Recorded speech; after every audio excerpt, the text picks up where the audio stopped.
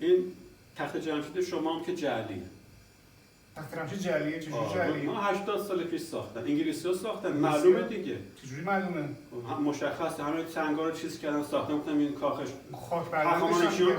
اون نه مال چیز بوده، اون مال ایلامی بوده، اون یه معبد ایلامی بوده. و چجوری تو ترکیه کاخ هخامنشی پیدا شده؟ اونم انگلیسی‌ها ساختن؟ حتما انگلیسی‌ها ساختن. تو ترکیه ساختن؟ ولی ما به اینجوری که چیز کردن هم میتونی گوگل کنی تو اینترنت ریخته. آره پره اصلا اینا تو اینترنت همینجوری ریخته. تخت جمشید شما رو انگلیسی‌ها رضا شما ساخته دیگه. بر اساس کدوم سند؟ اگه انگلیس دیوانه است بیاد برای ایرانی هویت ملی ایجاد کنه، شما تقلبی اون همش رو رضا شاه ساخته. مشخصه تازه است. همه اینا رو با قلم چکش تازه درآورده.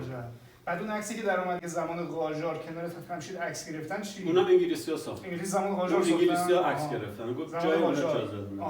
آره دیگه. یعنی انگلیس می‌خواسته برای ایرانی هویت ملی ایجاد بکنه که چی بشه؟ چیکار کنه با هویت ملی؟ اونا نکن اونجا کلا مادن دیگه، مادا ترکن دیگه. مادا ترکن؟ مادا همشون ترکن. کرد ما ندیم. کردا همه کوهنشین بهشون میگفتن. یه سریشون که اصلا ترک بودن، کرد نیستن، ترکن اصلا اونا. خب مادا همشون ترکن. خب این هدف انگلیس از هویت ایجاد کردن برای ایران چی بوده؟ می‌خواستن همه رو به جون هم دیگه بندازن. ما رو نابود کردن دیگه. خب چرا برای اون هویت نساخته؟ پس برای اون ما هویت بسازه دیگه. خب ما نخواستیم دیگه.